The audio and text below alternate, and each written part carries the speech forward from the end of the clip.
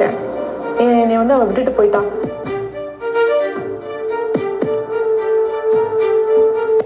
நான் அதனால கஞ்சா எடுக்க போறேன், நான் அதனால வந்து ட்ரக்ஸ்க்கு அஃபெக்ட் ஆகுறேன்னு சொல்லிக்கிட்டு அவங்க வாழ்க்கையை அவங்களே முடிச்சு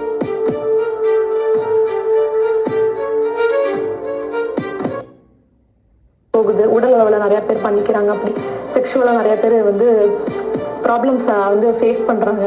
இதெல்லாம் வந்து அவங்க ஃப்யூச்சர் தான் கண்டிப்பாக அஃபெக்ட் பண்ணும்.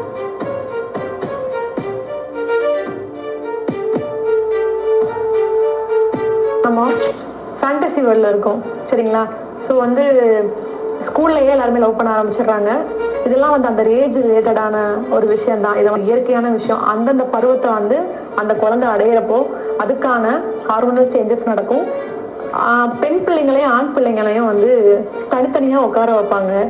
இவங்களை அவங்க பார்க்கக்கூடாதுன்னு வாங்க, அவங்கள இவங்களை பார்க்கக்கூடாதுன்னு வாங்க. இங்கிருந்து தான் இது ஆரம்பிக்குது. எனக்கு அடிச்சா எல்லாருக்கும் வலிக்கும், எல்லாரும் அதுதான் எல்லாருமே சாப்பிட்றோம், உடம்புல ஒரு ரத்தம் ஒன்று தான். உடல் அளவில் தான் ரெண்டு பேருமே வேற வேற. ஆண்கள்னா வேற, பெண்கள்னா வேற. இவங்களை அவங்கள பார்க்கக்கூடாதுன்னு சொல்றப்போ ஆண்களுக்கு ஒரு கியூரியாசிட்டி வருது. அப்போ பெண்ணுன்றவ எப்படி இருப்பா, அவளுக்குள்ள என்ன நடக்குது, அவ என்னை பார்த்தானா எப்படி அப்படின்னு சொல்லி ஆணுக்கு அந்த ஒரு விஷயம் நடக்குது. பெண்களுக்கும் அதே தான். இதை பத்தி அந்த ஸ்கூல்லையோ இல்லை அந்த பள்ளிக்கூடங்கள்லையோ இல்லை வீட்லேயோ சரியான புரிதலோட ஒரு விஷயம் சொன்னா எடுத்து சொன்னா இதை நம்ம ஸ்கூல்லையே இந்த மாதிரி பிரச்சனைகளா போகிற விஷயங்களை முன்னாடியே தவிர்க்கலாம்.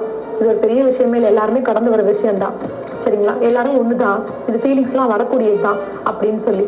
இல்லை எங்க பிரச்சனை ஆகுதுன்னு பாத்தீங்கன்னா, ஒரு சில பேர் உண்மையாவே அது லவ் தான் அப்படின்னு நம்பி உயிரை கூட கொடுக்கறதுக்கு தியாகப்படுறாங்க. ஸ்கூல்லையே என்ன பண்றாங்க, நிறைய விஷயங்கள் போகுது. உடல் அளவில் நிறைய பேர் பண்ணிக்கிறாங்க, அப்படி செக்ஷுவலா நிறைய பேர் வந்து ப்ராப்ளம்ஸை வந்து ஃபேஸ் பண்றாங்க. இதெல்லாம் வந்து அவங்க ஃபியூச்சர் தான் கண்டிப்பா அஃபெக்ட் பண்ணும். இது முழுக்க முழுக்க பெற்றோர்கள் பார்க்கணும், ஆசிரியர்கள் பார்க்கணும். இப்போ இதுல என்ன ஆகுறாங்கன்னா, லவ் ஃபெயிலியர்னால நான் வந்து குடிக்கிறேன், என்னை வந்து அவள் விட்டுட்டு போயிட்டான், அதனால நான் வந்து குடிச்சு என்னோட வருத்தத்தை நான் வந்து சரி பண்ணிக்கிறேன், நான் அதனால கஞ்சா எடுக்க போறேன், நான் அதனால வந்து ட்ரக்ஸ்க்கு அஃபெக்ட் ஆகுறேன்னு சொல்லிக்கிட்டு அவங்க வாழ்க்கையை அவங்களே முடிச்சுக்கிறதுக்கான ஒரு தீர்மானமாக தான் நான் பார்க்குறேன். இதுக்கு அது சொல்யூஷன் கிடையவே கிடையாது.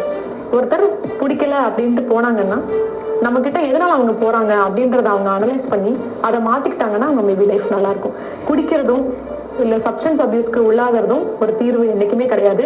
இதனால நிறைய பேர் சூசைட் பண்ணி செத்துருக்காங்க, அவங்க லைஃபே அவங்க முடிச்சுக்கிறாங்க. இதனால அவங்க பெற்றோர்கள் தான் ரொம்ப பாதிக்கப்படுறாங்க.